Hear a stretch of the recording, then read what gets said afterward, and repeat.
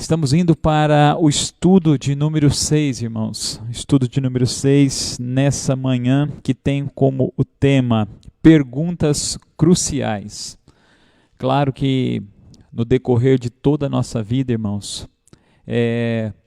por mais conhecedores, por mais sábios que alguns de nós possam ser, ou que nós possamos ser, ou que vocês possam ser, qualquer ser humano possa ser sábio, mesmo assim, na sua vida diária, na sua vivência diária, haverá momentos de dúvidas, haverá momentos de questionamentos, haverá momentos que surgirão em nossas mentes dúvidas e muitas perguntas que nós buscamos respostas porque desejamos saber e conhecer os porquês da vida.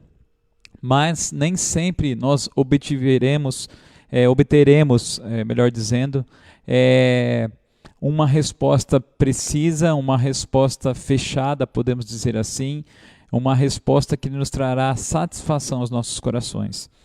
Obviamente que nesse estudo que nos fala sobre perguntas cruciais, vemos aqui que o autor do livro de Eclesiastes, e aí eu te convido que se porventura você não tenha a lição bíblica aí à tua mão, à tua disposição, você pode abrir a Bíblia Sagrada, a Palavra de Deus, no capítulo de número 6 do livro de Eclesiastes e nos acompanhar aí nesse estudo. Você então verá, como nós estávamos dizendo, que o sábio, no caso aqui o autor, o sábio Salomão, nas suas, vamos dizer assim, na sua grande e maravilhosa sabedoria, como já dissemos em outras lições, o homem mais sábio que já viveu e já existiu sobre a face da terra, aquele que recebeu toda a sabedoria possível que um ser humano poderia ter ou receber da parte de Deus, também no seu coração levantou-se grandes questionamentos, perguntas cruciais, ou seja, perguntas importantes. E nós vemos aqui que no fundo, Salomão, ele sabia as respostas dessas perguntas cruciais, dessas dúvidas tão cruciais. E hoje, através desse estudo, nós temos aqui, irmãos, a intenção e a vontade de trazermos essas respostas a algumas perguntas que possam se levantar dentro das nossas mentes e do nosso coração. Algumas coisas que podem, de repente, trazer aí um choque com as realidades que nós temos visto e também que temos vivido. Portanto, vamos, através da Palavra de Deus, da Bíblia Sagrada e através da graça do Espírito Santo, podemos então aqui alcançarmos e buscarmos respostas que são satisfatórias a essa dúvida, né, da existência humana, que é justamente vivermos uma vida que passamos por dificuldades, por lutas, e alguns têm com demasia muitos bens, riquezas, mas buscarmos sempre em Deus o verdadeiro contentamento para as nossas vidas, e assim, usufruindo do contentamento de Deus para as nossas vidas, podermos então aqui, irmãos, termos uma vida muito mais feliz, uma vida realmente que venhamos de um modo que em Deus nós possamos buscar a verdadeira riqueza e a plena satisfação para a nossa vida. Esse é o objetivo da lição de hoje, justamente é o quê? Podemos refletir sobre essas questões cruciais do contentamento do cristão, de modo que tenhamos em Deus a nossa verdadeira riqueza e a nossa plena satisfação. O texto base da nossa lição, perguntas cruciais, vem dizendo assim, está registrada no livro de Eclesiastes, capítulo 6, o verso 9. Melhor é contentar-se com o que se tem do que sempre sonhar em ter mais. Isso também é ilusão, é correr atrás do vento. A gente já ouviu, irmãos? Nós já ouvimos um pequeno ditado aqui, uma pequena frase popular, um dito popular, que a grama do vizinho sempre é mais verde do que a nossa grama, né? Ou seja, muitas vezes nós sempre estamos olhando para aquilo que os outros têm e muitas vezes não achamos satisfação naquilo que nós já temos, naquilo que nós já recebemos. Muitas vezes temos recebido grandes e maravilhosas coisas, grandes e maravilhosas bênçãos, benefícios, mas sempre, muitas vezes, estamos olhando para o do outro. Sempre estamos achando que o outro é muito mais beneficiado do que nós mesmos. E aqui o sábio Salomão justamente vem nos mostrar, através do versículo 9, o capítulo 6 de Eclesiastes, que muito melhor é nós nos contentarmos com aquilo que nós temos, do que sempre vivermos sonhando em termos mais. Porque esse estudo vai nos mostrar que quando nós ficamos nessa ânsia e nessa busca demasiada em sempre termos mais e mais e mais e mais, muitas vezes nós podemos nos esquecer daquilo que nós já temos e poderemos até incorrer no erro e no perigo de não aproveitarmos de maneira satisfatória aquilo que nós temos em nossas mãos. Como nós já dissemos, perguntas cruciais, irmãos, são questionamentos, indagações e dúvidas a respeito de algo de extrema importância, de algo que realmente que nos traz aqui uma essencial importância. E esse capítulo 6, justamente, ele nos trata a respeito de algumas preocupações realmente cruciais. E nós estávamos estudando essa lição e fazendo algumas pesquisas, e uma tradução da Bíblia, no caso a tradução da Bíblia, a Mensagem, justamente coloca o título desse capítulo 6 como A Vida é uma Rua Sem Saída, né? Ou seja, a vida realmente é uma rua que não tem saída, é algo que termina de maneira brusca, que nós não vemos aí perspectivas no futuro. A vida são somente de absurdos, ou seja, de nós olharmos e analisarmos as realidades e não podermos aí compreender e nem desfrutar daquilo que nós temos. Então nós vemos aqui, irmãos, que ele nos fala a respeito de nós podermos aproveitar bem a vida, de nos contentarmos bem com a nossa vida, para que nós não venhamos vivermos uma vida apenas de ilusão. O sábio Salomão, ele termina o versículo 9 do capítulo 6 dizendo assim: isso também é ilusão, é correr atrás do vento. Ou seja, nós vivemos uma vida sem nos contentarmos e sempre buscarmos mais e mais, naquela ânsia desenfreada. Não que nós não podemos ter objetivos ou uma ambição saudável, mas quando nós vivemos nessa ânsia, nessa ambição desenfreada, podemos nos esquecer daquilo que nós temos e aí cairmos justamente nessa situação de vivermos uma vida de ilusão, realmente uma vida que não tem uma perspectiva, que não tem luz, né, nos seus caminhos, e corrermos aí atrás do vento, ou seja, ficarmos buscando direção sem encontrá-la. A introdução da lição nos diz assim, no capítulo que nós vamos estudar agora, o sábio pregador faz o que é próprio de todo bom pensador que se propõe a fazer uma apurada reflexão sobre o sentido da vida. Justamente aqueles que buscam uma apurada reflexão sobre o real sentido da vida, buscam através de perguntas, né? Através de questionamentos. Na verdade, ele vem levantando questionamentos desde o início do livro, como nós temos aqui alguns textos registrados. Em Eclesiastes 1:3, capítulo 2:15, 19, 22, capítulo 3, verso 9, capítulo 5, verso 16. As suas perguntas são cruciais em sua piedosa investigação, ou seja, ele está numa investigação no real sentido da vida, portanto, perguntas são levantadas. E no capítulo 6, irmãos, nós vemos aqui que ele levanta justamente 6 questionamentos cruciais. São 6 perguntas que são feitas ao longo do capítulo de número 6. Todavia, o pregador não parece fazê-lo para descobrir as respostas, mas para colocá-las em evidência. As suas indagações realçam a verdade que ele quer comunicar, ao mesmo tempo que estimulam a reflexão, expondo a fragilidade dos prazeres da vida. Nós vemos aqui que ele faz alguns questionamentos. E eu gostaria de ler na palavra do Senhor justamente esses questionamentos que o sábio Salomão nos faz, para que os irmãos possam já ir pensando aí nos seus lares, né, buscando na palavra do Senhor, para que nós venhamos achar as respostas na Bíblia Sagrada.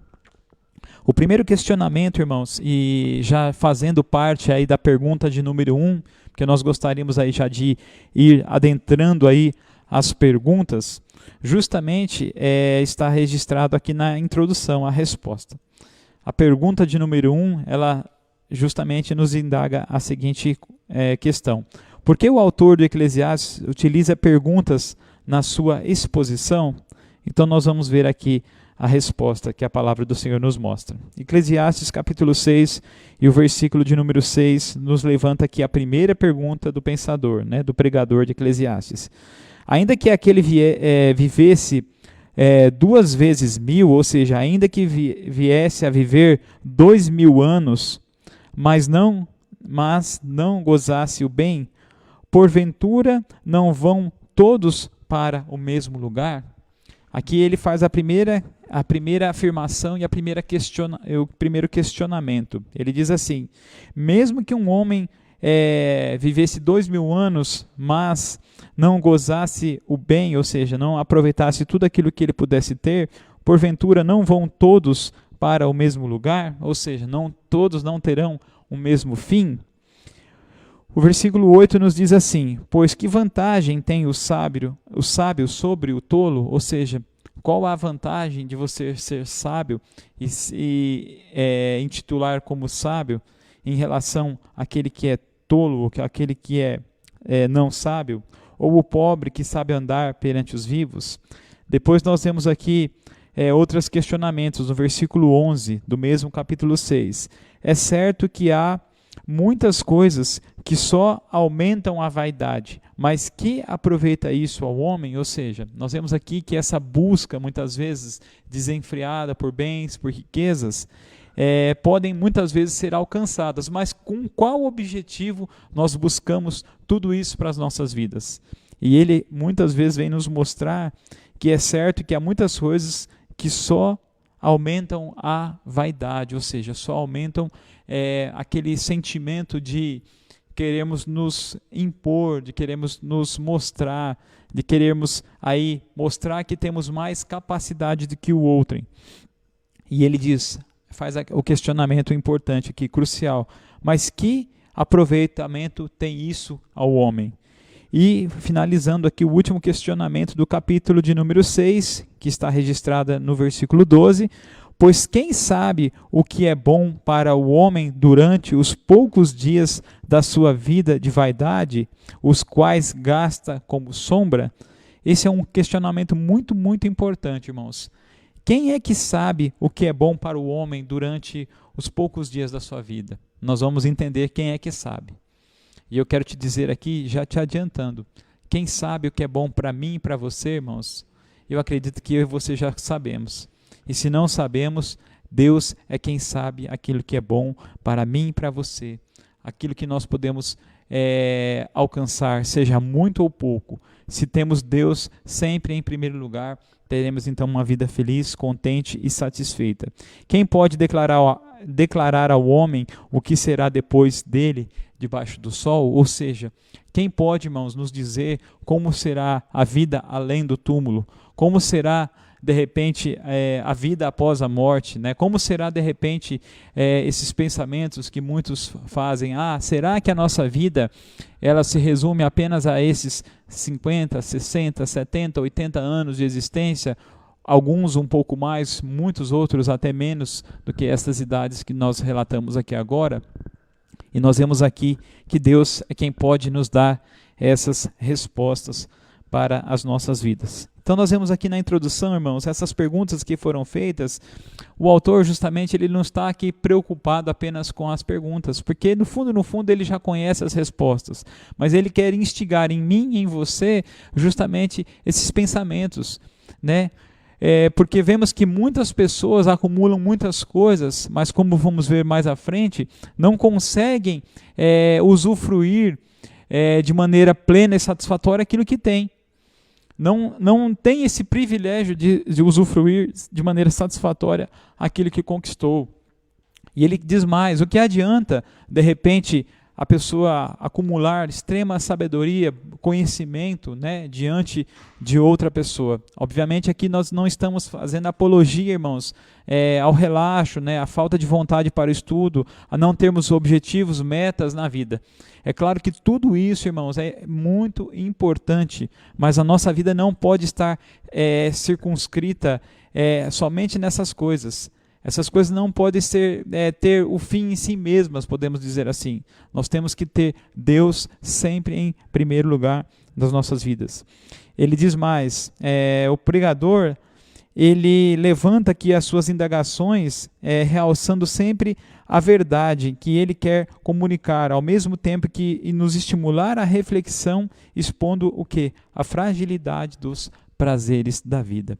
Então aqui nós temos a resposta para esses questionamentos nesses capítulos e vermos, irmãos, que a nossa vida é muito frágil e que nós temos que viver sempre o quê? Fazendo reflexões a respeito justamente daquilo que nós podemos viver, daquilo que nós temos, daquilo que nós podemos então aproveitar e assim diante de Deus, irmãos, e através da ajuda de Deus, podemos buscar aqui o pleno contentamento para as nossas vidas. Então, o item de número 1, ele nos faz uma pergunta importante. Já que nós queremos viver uma vida plena, próspera e satisfeita, o sábio aqui, o autor da lição, nos faz essa segunda pergunta. As riquezas trazem plena satisfação? As riquezas poderão nos trazer plena satisfação? E aqui nós vemos, irmãos, duas razões que são apresentadas para nos mostrar que as riquezas em si mesmas, elas não poderão nos trazer a plena satisfação. Eclesiastes 6:1 nos diz assim: há um mal que vi debaixo do sol e que pesa sobre os homens. Ou seja, aqui o pregador está nos dizendo que ele presenciou, que ele observou, ele fazia uma observação muito precisa a respeito da sua vida e da vida dos outros, daqueles que estavam debaixo da sua autoridade. O homem a quem Deus conferiu riquezas, bens e honras. Esse é um tipo de pessoa que o sábio estava ali observando. E nada lhe faltou ou nada lhe falta de tudo quanto a sua alma desejava. Então aqui ele viu uma determinada pessoa, um determinado grupo de pessoas que haviam adquirido tudo aquilo que as riquezas, os bens poderiam adquirir. E que nada, absolutamente nada, havia de falta daquilo que eles desejavam. Ou seja, tudo aquilo que aqueles homens desejavam, adquiriram. Mas Deus não lhe concede que disso coma, ou seja, Deus não lhes concedeu que disso se aproveitassem, que disso se satisfazessem. Antes, o estranho o comem, também isso é vaidade e grave aflição. Então nós vemos aqui uma classe de pessoas que buscavam e obtiveram e que não foi lhes permitido, por uma circunstância ou outra, aproveitar totalmente de tudo aquilo que eles haviam acumulado. E os seus acúmulos, os seus bens e as suas riquezas estavam ficando para que outros pudessem então usufruir e também aproveitar. Então nós vemos aqui, e ele diz, isso também é vaidade, é grave aflição. E ele continua, se alguém gerar 100 filhos e viver muitos anos, até avançada idade, e se a sua alma não se fartar do bem, além disso, não tiver sepultura, digo que é um aborto e é mais feliz do que ele. Ou seja, ele diz assim, ele diz que um aborto é mais feliz do que ele, pois debalde vem o aborto e em trevas se vai, e de trevas se cobre o seu nome. Nada viu o sol, não viu o sol, nada conhece, todavia tem mais descanso do que o outro, ainda que aquele viesse 2 vezes 1000 anos, vivesse 2 vezes 1000 anos, mas não gozasse o bem, porventura não vão todos para o mesmo lugar?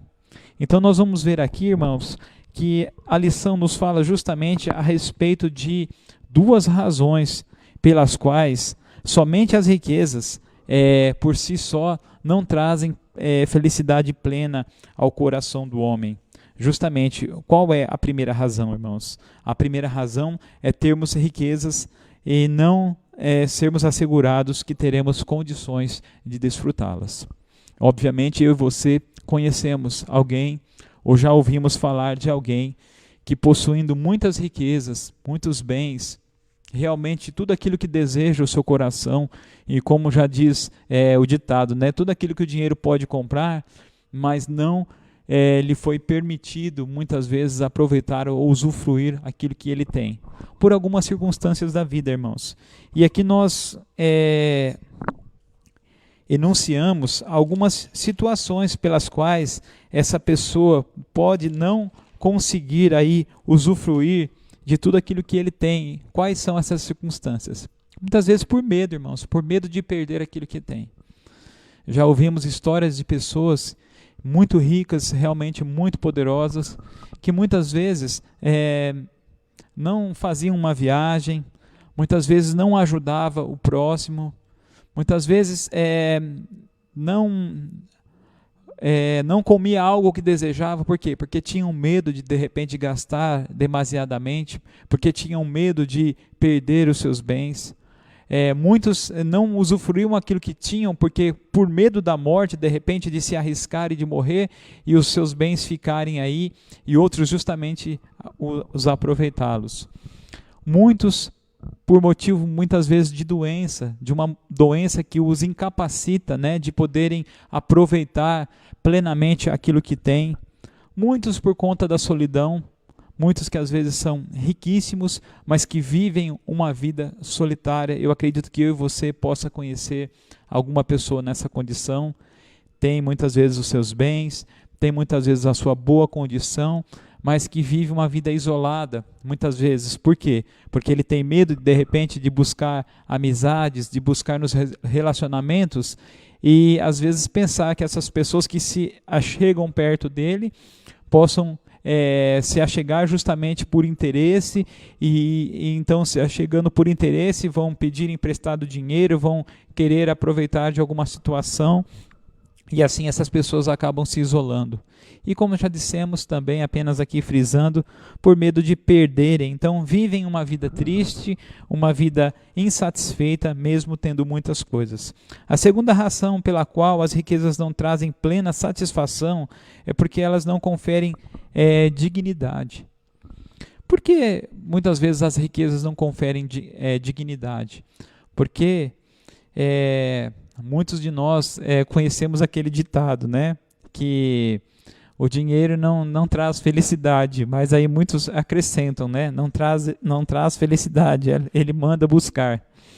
É muito triste, irmãos, essa afirmação, é muito feia, porque nós vemos aqui, irmãos, que o dinheiro, ou a quantidade de riquezas, muitas vezes não traz essa satisfação, porque muitas vezes ela não confere dignidade ao ser humano. Mas por que ela não confere dignidade ao ser humano? O pensador mesmo nos fala, né? A palavra do Senhor nos fala.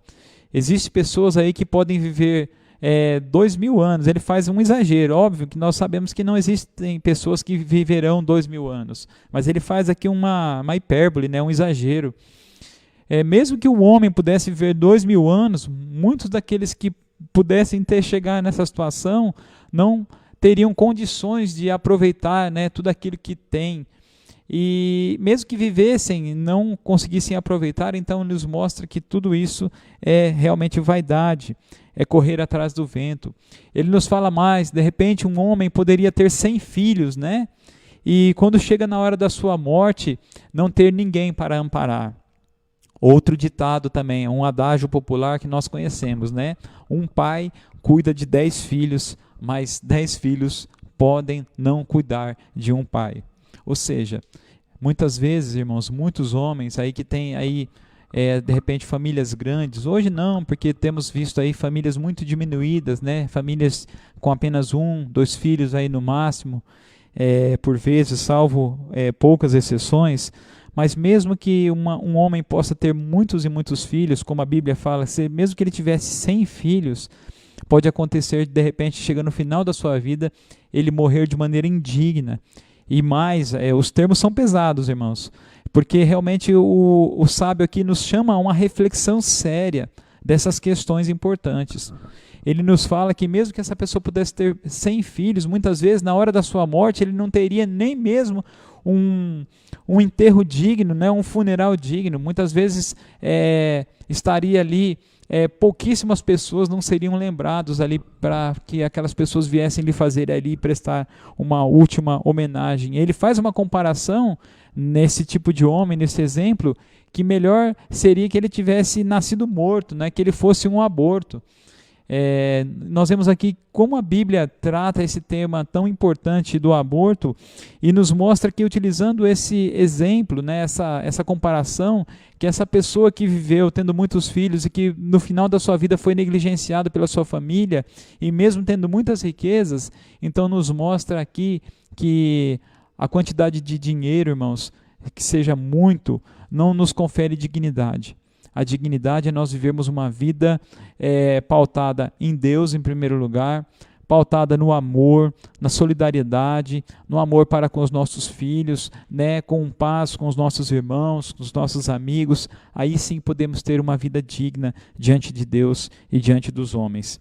Diz assim o final do comentário: ao contrário, está enfatizando a tragédia de viver e não ser tratado com dignidade, nem mesmo por seus próprios filhos no momento da morte. De fato, a riqueza não faz da vida mais digna. Afinal, ao morrer, não vão todos para o mesmo lugar? Fica aqui a pergunta para nós refletirmos. Aí a pergunta de número 3 justamente nos indaga, irmãos, aquilo que o item 2 vem nos perguntar. Se a riqueza não traz plena satisfação, o trabalho então nos trará plena satisfação? A pergunta de número 3 nos fala da seguinte maneira: com base no item 2, responda: de que maneira o trabalho pode se tornar um mal para uma pessoa? Que postura devemos tomar? E aqui nós temos alguns textos para nossa reflexão, para que nós possamos ler. Nós vemos aqui Eclesiastes capítulo 6, versículos 7 até o 9, Tiago 1, 14 e 15, Filipenses 3, 19 e 1 Timóteo capítulo 6, versos 6 até o verso 10. Eu sei, irmãos, que são muitos textos, mas nós gostaríamos de lê-los com os irmãos para facilitar aqui o nosso entendimento. Eclesiastes capítulo 6 e os versos 7 a 9 nos diz da seguinte maneira: Eclesiastes 6, os versículos 7 até o versículo 9 nos diz assim: todo o trabalho do homem é para a sua boca, e, contudo, nunca se satisfaz o seu apetite. Ou seja, se todo o nosso trabalho, irmãos, ele estiver reduzido apenas para nós buscarmos riquezas, para apenas buscarmos o contentamento para a nossa própria alma, para a nossa própria vida, ele já nos responde: nunca se satisfará o nosso apetite. Ou seja, se nós praticarmos o nosso ofício, o nosso trabalho, pensando apenas em nós mesmos, irmãos, nós não alcançaremos jamais satisfação para a nossa vida.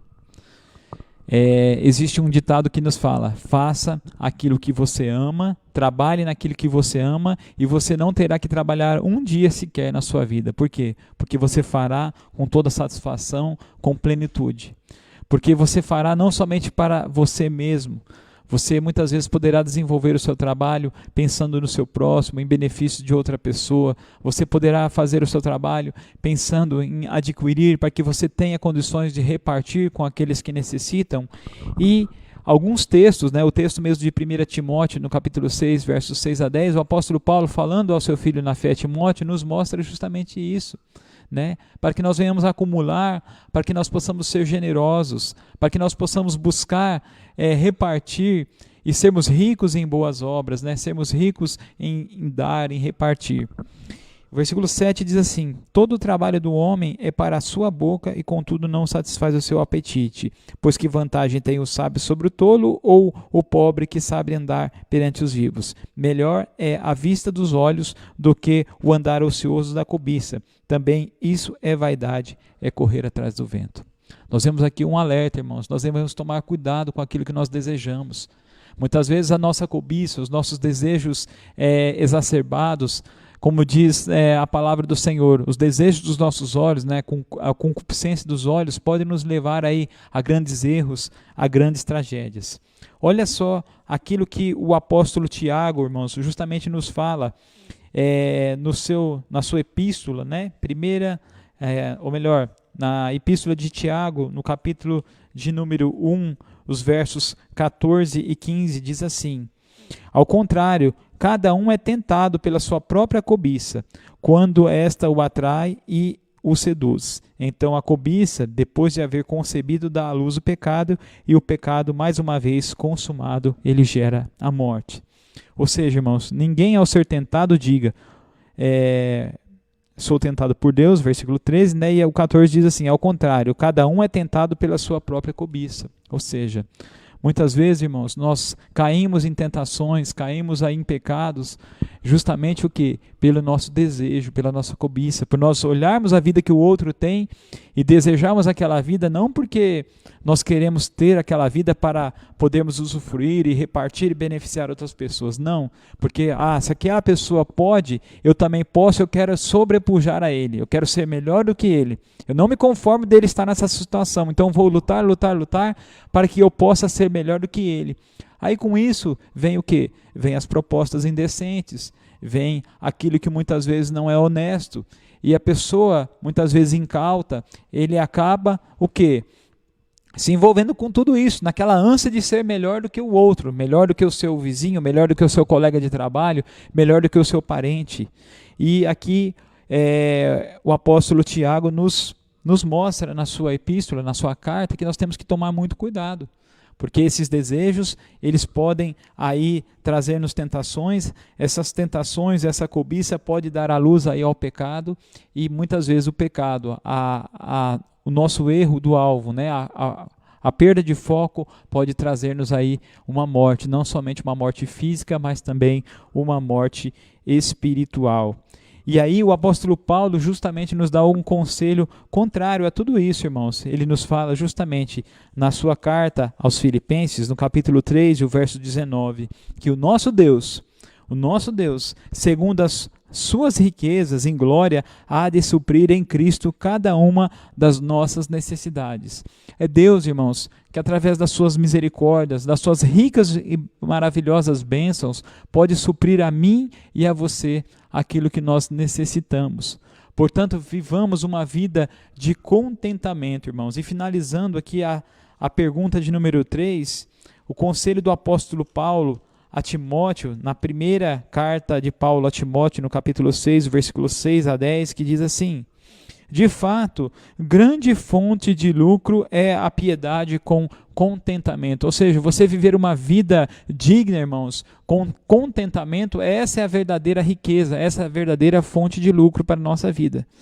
Porque nada temos trazido para o mundo e nem coisa alguma podemos levar dele. Essa é a grande verdade da vida, irmãos. Viemos para esse mundo nus, não temos nem roupa no corpo.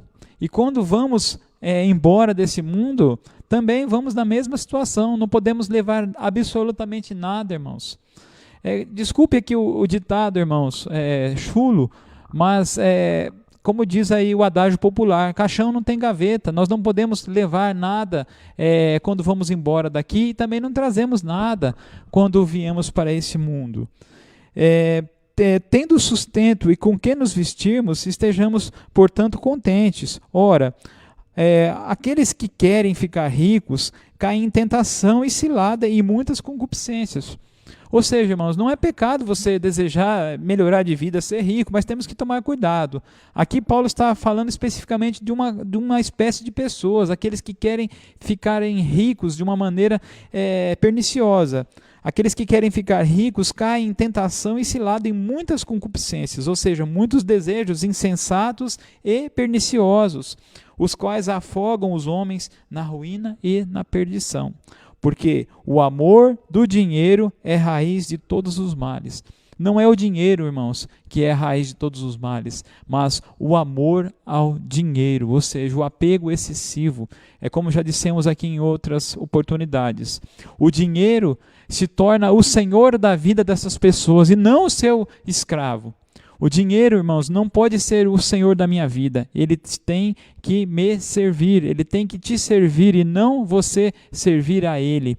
Ele não pode ser um Deus para você. Jesus mesmo disse, você não pode servir aos dois senhores. Você há de amar a um e odiar o outro. Não poderá servir, portanto, a Deus e a mamon, ou seja, as riquezas. Nós temos que tomar cuidado com esse amor excessivo, né? Com esse amor ao dinheiro, podemos dizer assim, que é a raiz de todos os males, e alguns nessa cobiça, nesse desejo louco, desenfreado, se desviou da fé e a si mesmo se atormenta com muitas dores. Na lição passada, irmãos, nós vemos que o sono do trabalhador é um sono suave, mas a riqueza dos ricos não o deixa dormir. Nós temos que tomar cuidado, irmãos, que muitos nessa ânsia de se enriquecerem se desviam da fé, se esquecem de Deus, se esquecem daquilo que é mais importante, que é a vida com Deus, e acabam atormentando a si mesmo com muitas dores. Vivem uma vida miserável, embora ricos financeiramente, mas uma vida miserável no sentido de que de terem paz no coração, não conseguem usufruir de tudo aquilo que têm, não conseguem trabalhar por prazer e satisfação, vivem uma vida escravizada, o quê? Numa busca desenfreada pelas riquezas. Portanto, devemos tomar cuidado também com isso. Só o trabalho em si traz plena satisfação? Absolutamente não, irmãos. Nós vemos que temos que buscar satisfação em quem? A pergunta de número 4, então, nos responderá esse questionamento. Se dinheiro não nos traz satisfação plena, se o trabalho pode ser até mesmo um mal para a pessoa, não no sentido, irmãos, de que não vamos trabalhar, temos que trabalhar, obviamente, devemos buscar o sustento, o pão de cada dia, isso é mais claro do que a água, vamos dizer assim. Mas quando nós perdemos o foco do dinheiro, do trabalho, podemos incorrer então em cairmos em tentação e em pecado. Portanto, há alguma esperança de contentamento nessa vida? Você pode fazer essa pergunta para nós, e nós muitas vezes podemos fazer essa pergunta também. Bom, se eu não posso achar plena satisfação nem na riqueza nem no trabalho, em quem então eu posso encontrar o pleno contentamento, a plena satisfação para a minha vida? O que o autor procura despertar no coração dos seus leitores, irmãos? Nós vamos ver aqui os textos de Eclesiastes, do capítulo 6, e o versículo 10 a 12, Jó 42, 1 e 2, Romanos 12 e o versículo 2. Jó 42, 1 e 2 diz assim, Jó respondendo ao Senhor, Senhor, então respondeu Jó ao Senhor, bem sei que tudo podes e que nenhum dos teus planos pode ser frustrado. Quem é aquele, como dissestes, que sem conhecimento encobre o conselho? Então nós vemos aqui Jó respondendo ao Senhor, bem sei, Senhor, que tudo podes e nenhum dos teus planos pode ser frustrados. Ou seja, se nós temos a nossa vida em Deus, irmãos, a nossa esperança pautada em Deus, saberemos que os planos do Senhor, eles não podem ser frustrados. Nenhum plano do Senhor pode ser frustrado. Nenhum plano do Senhor, irmãos, deixará de ser cumprido na minha e na sua vida. E o pregador, o sábio Salomão, quando escreveu o livro de Eclesiastes, ele sabia disso muito bem, irmãos. Ele tinha pleno conhecimento disso. Portanto, ele disse assim, em Eclesiastes, no capítulo 6, e os versículos 10 a 12. A tudo quanto há de vir, já se lhe deu o nome, e sabe-se o que é o homem, e que não pode contender com quem é mais forte do que ele. É certo que há muitas coisas que só aumentam a vaidade, mas que aproveita isso ao homem? Pois quem sabe o que é bom para o homem durante os poucos dias da sua vida de vaidade, os quais gasta como sombra? Quem pode declarar ao homem o que será depois dele debaixo do sol? Apenas Deus, irmãos. apenas o Senhor. Se a nossa vida estiver pautada no Senhor, irmãos, nós estaremos tranquilos, viveremos uma vida realmente de grande contentamento, de plena satisfação. A lição ela nos diz assim, irmãos: quem sabe o que ninguém sabe? A resposta é Deus. A plena satisfação não é um aspecto inatingível da existência, porque muitas vezes muitos acham que a plena satisfação não se atinge. Mesmo se o tempo de vida for insuficiente ou não houver o reconhecimento pessoal desejável, nossa alma se inquietar em insaciáveis apetites, há alguém que nos conhece e nos supera em sabedoria e em quem devemos confiar. Discutir com Deus ou tentar dissuadi-lo de algo é uma ilusão sem proveito. Assim o pregador conclui o texto deixando perguntas em aberto. Pois quem sabe o que é bom para o homem? Quem pode dizer o que vai acontecer no mundo depois que nós partirmos? O autor procura despertar nos nossos corações, irmãos, a confiança na sabedoria e na vontade de Deus. É o que Paulo nos fala lá em Romanos, no capítulo 12 e o versículo de número 2. Não vos conformeis com este mundo, mas transformai-vos pela renovação do vosso entendimento, para que experimenteis qual seja a boa, perfeita e agradável vontade de Deus para as nossas vidas. Amém, irmãos? A vontade de Deus para as nossas vidas, irmãos, ela é boa, perfeita, ela é agradável, ela é maravilhosa. Em Deus nós vamos achar a plena e maravilhosa satisfação para as nossas vidas. Portanto, vamos com o olho na vida, irmãos, colocarmos essas mensagens em prática. Vamos colocar essas mensagens em prática e a lição nos instiga a esses pensamentos, irmãos. Em primeiro lugar, rejeitemos a cobiça. Rejeite a cobiça e encontre a verdadeira riqueza em Deus. Nós vemos aqui que a lição usou o exemplo das antigas pirâmides lá no Antigo Egito, onde os grandes faraós eram sepultados dentro daqueles grandes mausoléus, das pirâmides, e ali era colocada as suas riquezas, porque eles achavam que quando eles voltassem a vida numa nova época, ou eles acreditavam em reencarnação, eles poderiam usufruir os bens daquelas riquezas. E sabemos que isso não é verdade, irmãos, que isso não procede. Quem anda sempre mirando naquilo que ainda não conquistou, por vezes termina não desfrutando daquilo que já possui. Ou seja, aquela pessoa, irmãos, que sempre está ali preocupada em acumular, muitas vezes ela pode até não usufruir aquilo que ela tem, aquilo que ela pode. E nós vemos aqui, irmãos, a lição nos dando mais um alerta. Vença o secularismo, experimente sua plena satisfação em Deus. O que é o secularismo, irmãos? O secularismo ele faz menção do estilo de vida de acordo com os costumes da época, os costumes desse século, que provém o quê? Do mundo e dos seus hábitos, dos seus costumes, dos seus prazeres. A lição justamente vem o quê? Trazer para nós justamente o quê? O que significa experimentar plena satisfação em Deus. E João, irmãos, aqui na sua primeira epístola, 1 João, capítulo de número 2, o versículo 15 a 17, eu queria ler com os irmãos para nós finalizarmos.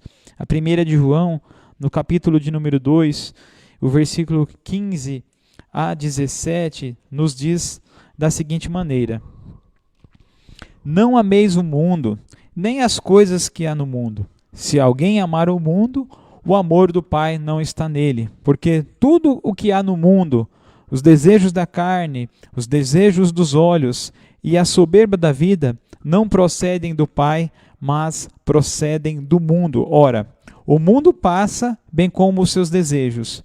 Portanto, aquele que faz a vontade de Deus permanece para sempre. Amém? Se eu e você fizermos a vontade de Deus, irmãos, não amarmos o mundo, ou seja, não amarmos esse sistema doentio, esse sistema apodrecido, esse sistema terrível que hoje rege e impera boa parte da humanidade. Se nós deixarmos essas coisas de lado, amarmos a Deus, aquilo que Ele preconiza para nossas vidas, nós teremos uma vida plena e satisfeita. Amém? O nosso compromisso para essa semana, irmãos, justamente ao nos mostrar a futilidade da vida, entregue a si mesma debaixo do sol, o sábio Salomão nos apontou uma viva esperança. O mundo não está à deriva. Não estamos em uma rua sem saída, como já dissemos no começo. O mundo não está à deriva. Não estamos em uma rua sem saída. O nosso Deus soberano se mantém glorioso no leme da história. Ele continua sendo o farol que nos indica a segurança da terra firme.